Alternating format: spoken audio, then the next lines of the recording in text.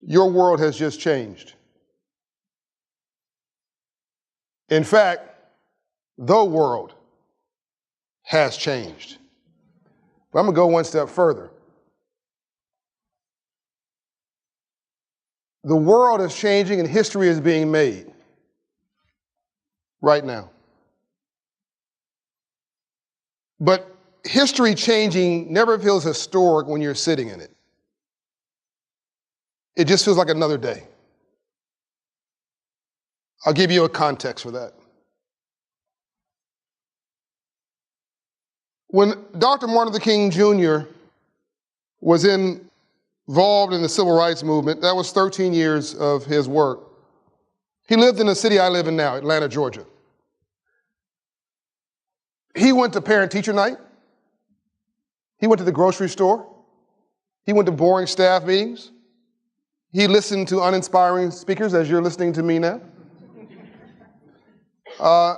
Not every day was I have a dream. In fact, most days were not. In fact, he gave that speech 100 times before the March on Washington, that same speech. And it could be argued, this would be another presentation to another time, but it's an interesting mind twister. What would have happened, just on tenacity and persistence sake of knowledge, what would have happened if he had given up the 88th time? Or the 99th time? The world would be fundamentally different. But is that my core argument to you today? No, it's not. My core argument today is the world has changed and your world has changed, and it has changed radically and fundamentally. And if at the end of my presentation I haven't convinced you of that, then it was a waste of my time to be here and it was a waste of your time to listen to me. I talked to the administrator, who I think is a very good man, last week, and Alex Amparo of FEMA earlier today, and I'm proud to say, and Karen, who is here, I believe, somewhere, they get it. But I'm not sure most people do. And let me speak to this personally about how I didn't get it, then I'm going to speak to how things have fundamentally changed for you. So I run the largest financial inclusion organization in the country, you heard that. Operation Hope, founded it after the Rodney King riots in 1992 in Los Angeles.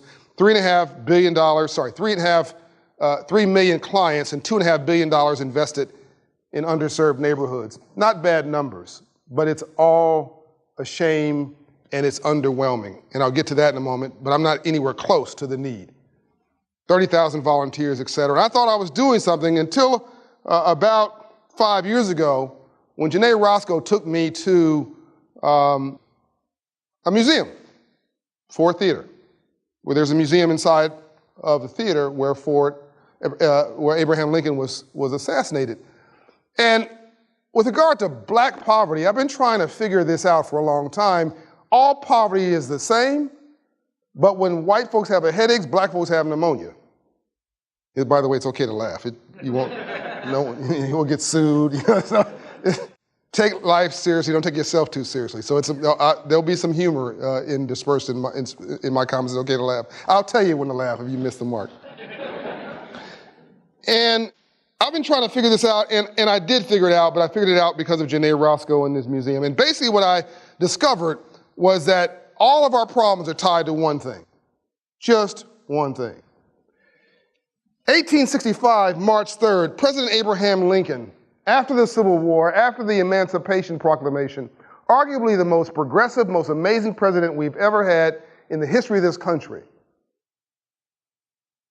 2 months after he sent Secretary of War Stanton and General Sherman out to Savannah, Georgia to meet with 20 ministers, former slaves, and said, what do you want after slavery? I don't have a lot of time, so I'm gonna give you the short version of a lot of this so we can cover a lot of ground. Is that okay? I trust you guys are all smart, so you'll keep up with me, and what I miss, you'll do some research on. So I'm gonna give you the topical stuff, and then I'm gonna get into the weeds on things that I think are really important to you. So this is really fast. Secretary of War Stanton, General Sherman, January 1865, Savannah, Georgia. What do you want? Do we want a welfare program? No. Do you want an apology? That'd be nice, but no. This is for slavery. What do you want? We want land. We want to do for our, see, that wasn't a black answer, that wasn't a Latino answer, that wasn't an Asian answer, it wasn't an Indian answer. It's an American answer, it's a human answer. It's the answer of people who long for aspiration all over the world. He was ready for this question, so he has set aside 400,000 acres. Again, we don't have time to go into this, but from North Carolina all the way down the coast to what you call Florida now, all along the coast, 30 miles in, which is today beautiful land. It's called the beach. And everybody would love to have beachfront property today, but back in 1865, this was pretty crappy land. Because how did you make your money in 1865? It was as in the agricultural pursuit. It was a farmer. Well, you put your crops in the sand, and tomorrow morning your crops in Jamaica. So, that was funny. Okay, I'm gonna help you out here. But did they complain about it? No, no Snapchat, no Facebook, no Twitter, no cell phones, no nothing. Somehow they got the memo, and a month later, 1,000 former slaves took to the land and tilled the soil and impressed General Sherman so much, he said, my God, they're so industrious, give them a mule. Some of you know your history. That's 40 acres and a mule. That was January and February. In March 3rd, 1865, President Abraham Lincoln sat at his desk and signed a piece of legislation called the Freedmen's Bureau Act. The Freedmen's Bureau Act created the Freedmen's Bank. Freedmen's Bank's mission, quote, teach freed slaves about money. Let that sit in for a moment. Arguably the most progressive president we ever had thought the most important thing he could do after the worst land of war of Americans against Americans, brother against brother, on American soil, was basically to teach former slaves financial literacy. The bank was created, 52,000 former slaves $52 million of 73,000 former slaves deposited in this bank. It's $100 billion today, making it one of the top 100 banks in America today, top 50 banks actually. Frederick Douglass, who you know is an abolitionist, I know is a businessman. He owned property in Baltimore and property here in Washington, D.C., which is why he had the freedom to go to pursue his civil rights agenda. He ran the bank after Lincoln was assassinated, who was assassinated the next month. Lincoln started the bank in March and was killed in April. And by the way, he put in on U.S. currency the same day, "In God We Trust," the same day. Lincoln gets killed. Frederick Douglass runs the bank. The bank is game because Lincoln was not around to protect it. And it was said the failure of this bank did more to set free slaves back in America than 10 more years of slavery. Now, am I going to go through 150 years of slavery and history and all that stuff? And you're saying, what does that have to do with you? The answer is no to all of that. We don't even have the time for it. Unfortunately, I don't, because I can fast forward like that and bring you up to 1968, which is the first time anybody ever talked to black people about money again. And it wasn't a banker or a capitalist. It was Dr. Martin Luther King Jr. And he said in 68, you cannot legislate goodness, you cannot pass a law to force someone to respect you. The only way to social justice in a capitalist country is economics and ownership. That's a quote you don't hear about Dr. King. By the way, he was mobilizing all poor people around poverty, and there are more poor whites in America than poor anybody else then and now. Here's my premise as we go up to this day today. 35 million black people never got a class in capitalism. Let that sit in for a moment. Neither did my white friends in rural white America. Neither did most middle-class people today of any race. So whether you're white, black, red, brown, or yellow today, you want to see some more green. Or are you just financially independent? You're independently wealthy. I'm not talking to you, obviously. How many folks here have too much month at the end of their money? Oh, just me. See, I'm from the black church. I'm used to seek and respond. I'm actually talking to you. Let's have an honest conversation now. I'm not saying you're broke. I'm not putting some target in your back. I'm saying that 70% of all Americans are living from paycheck to paycheck today. 70%. 64% of all Americans don't have $500 saved. 64% don't have $500 for an emergency. I'm going to say this, I'm going to ask this once again. I don't care how much you make, you can spend it. You can make $100,000 a year and still spend $101,000 a year. Can I get an amen? So how much of you, aspirationally now, not literally, have too much month at the end of your money? I mean, I can wait here all day until you're honest with yourself. So you're telling the folks who are not raising their hands, you just have cash coming out of your ears. You just are cool. You got 2 Rolls Royces, 3 homes, and it's more money you can imagine. Okay, well, you'll have that conversation with yourself and your CPA later. As for me, I never have enough for all the things I want to do. My point here is that it's not that poor and struggling families got the memo on money and screwed it up. They never got the memo. And what I'm going to show you very quickly now, I'm going to run through this real quickly, is that, so this was my aha, that poverty has nothing to do with money. With the exception of sustenance poverty, which is a roof over your head and food on your table. Every other poverty is mental. So let's go to this very quickly. Half of poverty in the world, irrespective of race, low self-esteem and low confidence in yourself. If you don't know who you are by 9 in the morning, by dinner time, somebody's going to tell you who you are. Try driving your car without confidence. Try raising your children without confidence. They will run over you. Can I get a parent to say amen?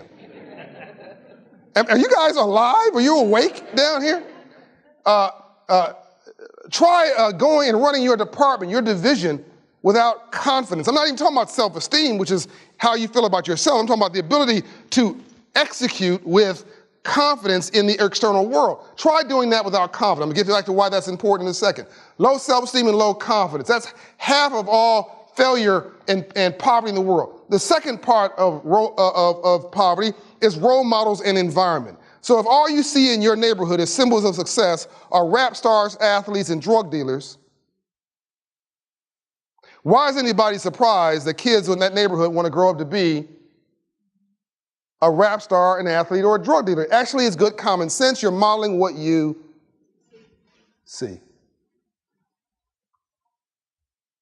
Environment. We don't have a lot of time, so we'll do this quick. Environment basically means if you hang around 9 broke people, you'll be the 10th. I'm giving you guys my best stuff, and it's unbelievable. Then you have aspiration. Aspiration is a code word for hope. The most dangerous person in the world, listen now, is a person with no hope. That leads to opportunity. But if you have low self-esteem and low confidence, crappy role models and a crappy environment, you don't have a lot of aspiration, no hope, you see the glasses half empty, not half full, you never leave your porch.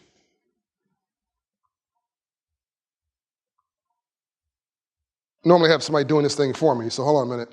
So let me now talk to you about what wealth is. Wealth is exactly the opposite. Has nothing to do with money. High self-esteem and high confidence. Sir, have we ever met before? No. All right. You saw somebody growing up who was a man who wore a suit and said, I can be a professional or a businessman just like him, yes or no? Yes. Okay. Sir, have we ever met? No. Okay. He says, why pick on me? Because you're there. Growing up, you saw a man wearing a suit who was a professional, businessman, something that had to do with a shirt with a collar on it, and you said, I can do that, yes or no? Yes. Young lady, have we ever met before? Actually, we have. Then I'm not talking to you. Have we ever met before? Okay. Growing up, you saw a lady. She was had a different vision for herself. She was going to be a professional and maybe raise a household too. She wanted to do it all. She was going to do it all, and she decided she was going to make a way out of no way. She became a professional. You looked at her and said, I can do that too, yes or no? Yes. Have we ever met before? No. Is that story basically your story as well? You see, this is not a black story or a brown story or a Latino story or an Asian story or an Indian story or an American story. It's just a story. It's just how people evolve. It's role model. You model what you see. So this is very important, and it relates to what the gentleman said before me about how that community in Japan revitalized more than others did. And basically, if I had to give you a quote, and I love quotes, I'd say this. You have idiots and fools running countries and companies and brilliant people who are homeless precisely because it's not about how smart you are.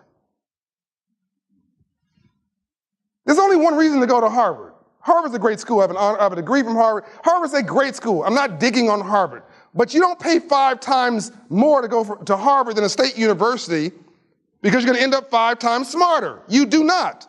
You only pay 5 times more to go to Harvard for one reason. The class of 2018 is going to hook each other up for the next 40 years. That's the only reason. This is the memo, people. It's what people never taught you about wealth, power, success, how it works in the world. And here is your memo. You are the new economic development czars in every community you operate in. You are putting a pop of unscheduled economic activity after every disaster, because rainbows only follow storms.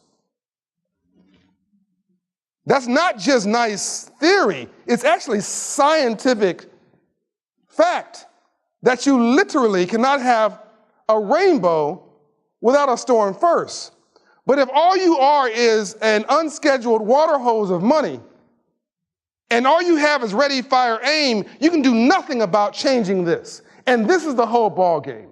Because now everything is economic. We don't have time for this conversation, but let me try to make it in summary. Let's say you push back on what I'm saying, and you don't think the Economic Red Cross is central to what you do.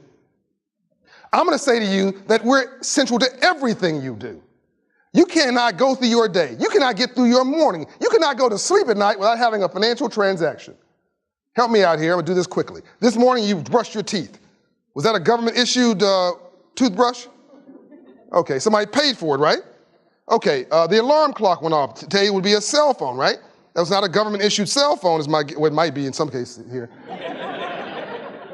But somebody in your house bought a cell phone. Okay, all right. Help me out here. You slept on a pillow and a mattress that you bought. You're in a house that you paid for, whether it's a mortgage or whether it's rent. You got in your car, you drove to the office that probably has a car note on it that you're paying for. You stopped and got community socialism gas.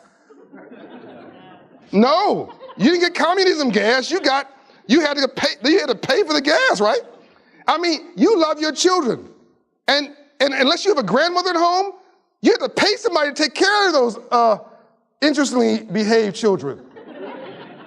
From the time you get up in the morning to the time you go to bed at night, it's a series of financial transactions. Even that parking meter outside of this building, an adamant object, understands capitalism better than we do.